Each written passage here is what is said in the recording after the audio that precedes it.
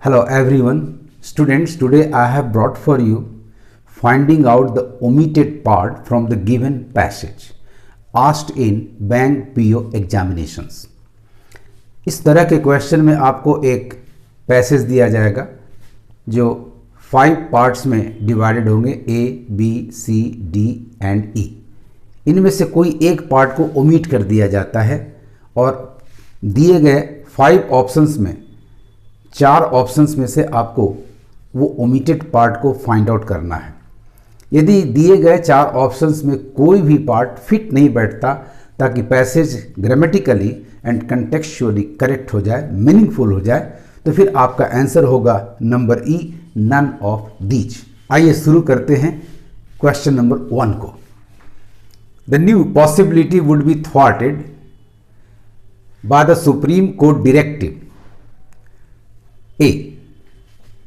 To make new car and two-wheeler owners purchase insurance covers. B. Part C को omit किया गया है. अब आइए, to make new car and two-wheeler owners purchase insurance covers. अब इसके बाद एक कोई कनेक्टिव आना चाहिए, जैसे प्रीपोजिशन के साथ. भर भी आ सकता है तो हमें ऑप्शंस में से सिलेक्ट करना होगा. आइए ऑप्शन नंबर ए देखते हैं. टू सेट प्राइसेस वर्ब आया. To set prices just as they do on own damage covers. But यहाँ चूंकि इंश्योरेंस कवर्स लेने की बात है तो ये डैमेज प्राइसेस की बात यहाँ नहीं है, कोई क्लेम करने की बात नहीं है. सो नंबर ए आपका एलिमिनेटेड हुआ. नंबर बी को देखते हैं. Accident proneness of routine. अब यहाँ आपका बी का लास्ट पार्ट है, लास्ट हिस्सा है, परचेज इंश्योरेंस कवर्स. और यहाँ सीधे आपका बी एडजेक्टिव प्लस नाउन से स्टार्ट हो रहा है, यानी कोई भी कनेक्टिव यहाँ नहीं है, कोई भी कंजंक्शन यहाँ नहीं है, अतः ये इजीली एलिमिनेटेड हो गया. नंबर सी को देखें. To acquire the capacity to enforce the law and the stipulated penalty for its violation. अब सुप्रीम कोर्ट ने डायरेक्टिव दिया है तो उसे कैपेसिटी एक्वायर करने की ज़रूरत क्यों होगी? वो तो खुद इन्फोर्स कर सकती है और इवन एग्जीक्यूटिव को भी वो कंपेल कर सकती है, सुझाव दे सकती है कि आप इस लॉ को इन्फोर्स करें. अतः नंबर सी भी आपका एलिमिनेटेड हो गया. To make new car and two wheeler owners purchase insurance covers. Number D देखते हैं. फॉर एटलीस्ट 3 ईयर्स, यानी एक पीरियड दे रहा है. वह इस तरह की रुकावट डालने के लिए कोई पीरियड तय किया होगा एससी ने, सुप्रीम कोर्ट ने. तो आपका मिल गया नंबर डी.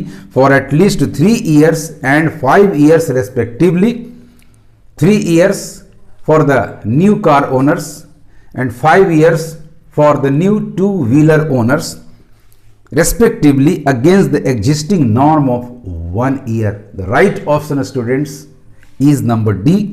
इसे मार्क कर लें. आपके ब्लैंक स्पेस में जो ओमिटेड पार्ट है C, उसकी जगह पर यहाँ D आपका बिल्कुल करेक्ट आएगा. इस तरह से आप ब्लैंक स्पेस के लेफ्ट एंड राइट में ध्यान से पढ़ें, देखें कि कौन सा वर्ड फिट होता है, नाउन, एडजेक्टिव, वर्ब, प्रीपोजिशन से बना फ्रेज, और इस तरह से उसे फाइंड आउट करें. Now come to question number 2. Recently the National Human Rights Commission conducted the first ever nationwide survey. A. Of the transgender community in India and found that B. Part C has been omitted. And found that के बाद एक clause आना चाहिए जो कि subject से शुरू होना चाहिए. तो आइए देखते हैं ऑप्शन नंबर ए को. एज समवन हु, इससे स्टार्ट होगा नहीं, सो दिस इज एलिमिनेटेड. इन सब बातों पर ध्यान देना होगा कि कंजंक्शन के बाद हिस्सा जो आएगा वो क्या होगा, किस तरह का होगा. Number B. 92% of the people belonging to the community are, subject plus भर मिल गया, सब्जेक्टेड टू इकोनॉमिक एक्सक्लूजन. बिल्कुल सही ऑप्शन आपके पास आ गया. नंबर बी, इसको मार्क कर लें. नंबर सी को it defined that, it defined that, it defined, it defined के बाद फिर एक डेफिनेशन दिया जा रहा है, अतः ये दैट के बाद आने वाला क्लॉज नहीं होगा। Number D, what counts as discrimination against transgender person, यहां सब्जेक्ट प्लस वर्ब का स्ट्रक्चर नहीं आ रहा है। राइट आंसर आपका हुआ स्टूडेंट्स नंबर बी।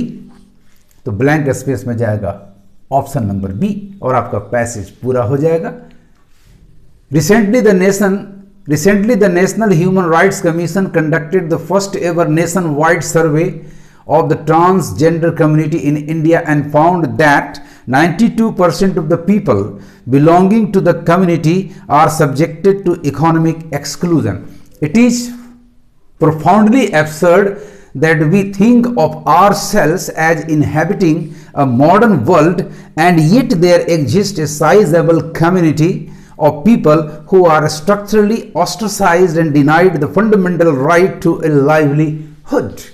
कितना इंटरेस्टिंग और कितना इजी है ओमिटेड पार्ट को फाइंड आउट करना। Now come to question number 3।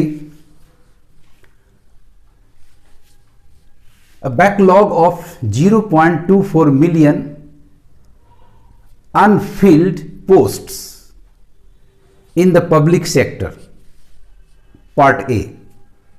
Part B has been omitted.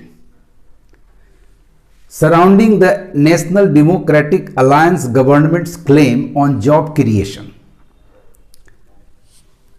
Part A के लास्ट में सेक्टर के बाद एक कॉमा है,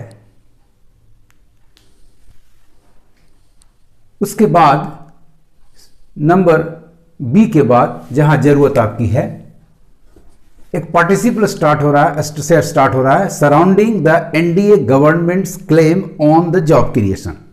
तो एक बात स्पष्ट हो जा रहा है स्टूडेंट्स कि इसके बाद जो भी पार्ट आएगा उस पार्ट के बाद भी एक कॉमा होना चाहिए और तब फिर कुछ आएगा।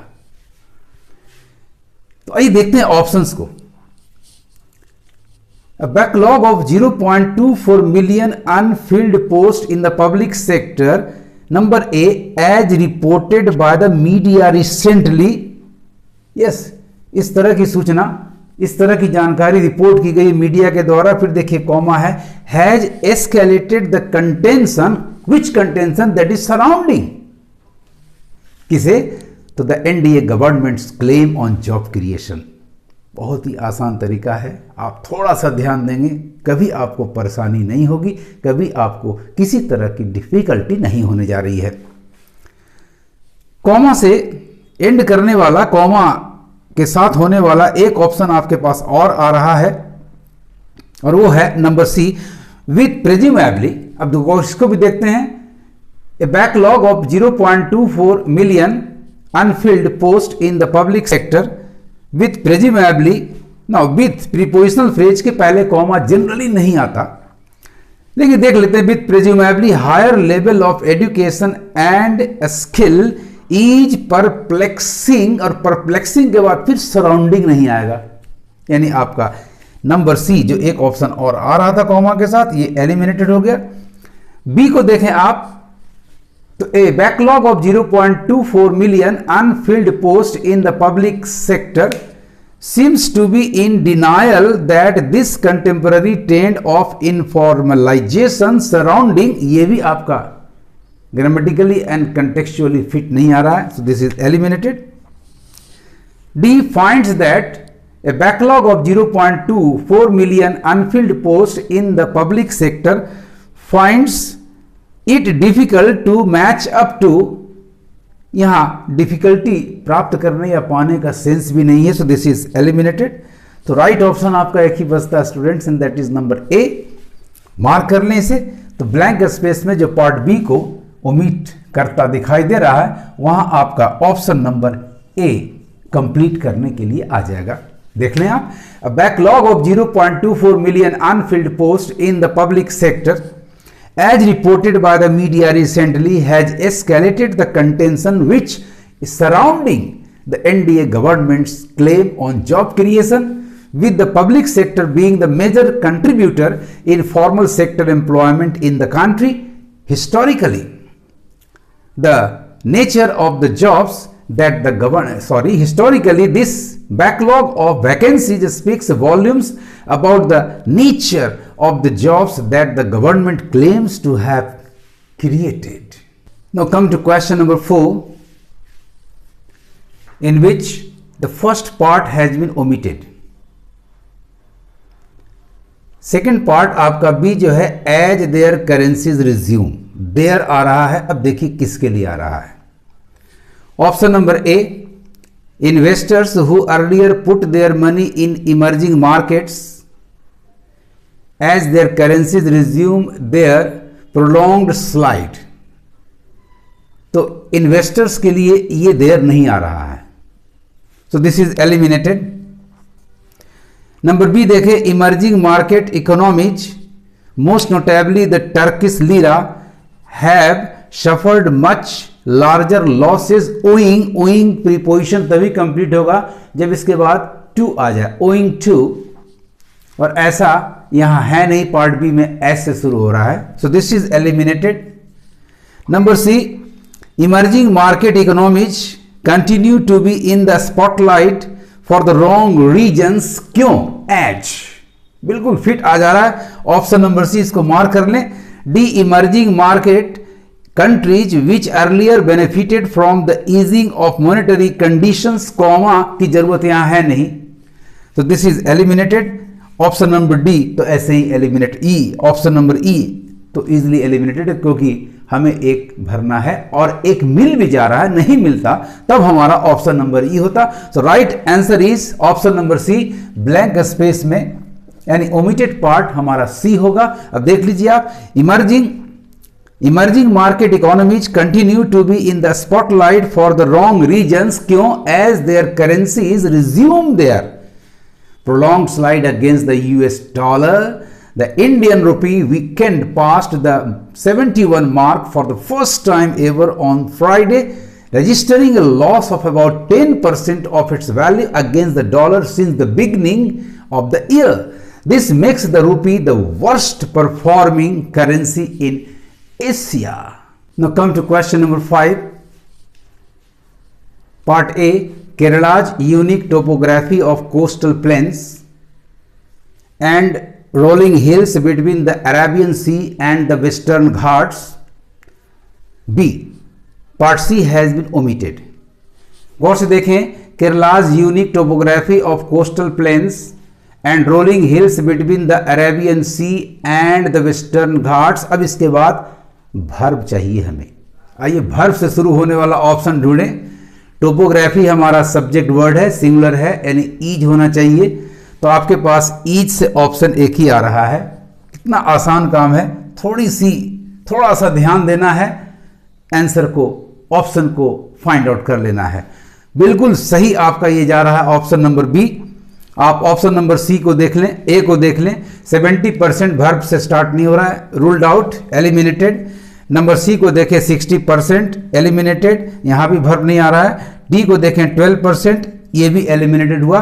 Right option is number B. तो ब्लैंक स्पेस में ऑप्शन नंबर बी को यदि हम भर दें तो हमारा पैसेज ग्रामेटिकली एंड कंटेक्चुअली बिल्कुल सही होगा। केरला's unique topography of coastal plains and rolling hills between the Arabian Sea and the Western Ghats is vulnerable to several natural hazards. Examples हैं जैसे landslides, flooding and coastal erosion being the most common, और भी हैं, ये सबसे common है, प्राय होते हैं। Incidents of flooding have become frequent aided by human intervention. इस तरह से स्टूडेंट्स जब भी किसी पैसेज में से किसी पार्ट को ए बी सी डी, किसी भी पार्ट को ई ओमिट किया गया हो, तो उसे आप फाइंड आउट करने के लिए ऑप्शंस में देखें कि किस चीज़ से वो स्टार्ट होना चाहिए, वर्ब से, प्रीपोजिशन से, कंजंक्शन से, और बड़ी आसानी से आप इसे कर सकते हैं। थोड़ा कंसंट्रेशन की ज़रूरत है, थोड़ी मेहनत की ज़रूरत है। आज इतना ही। Best of luck. Thank you for watching.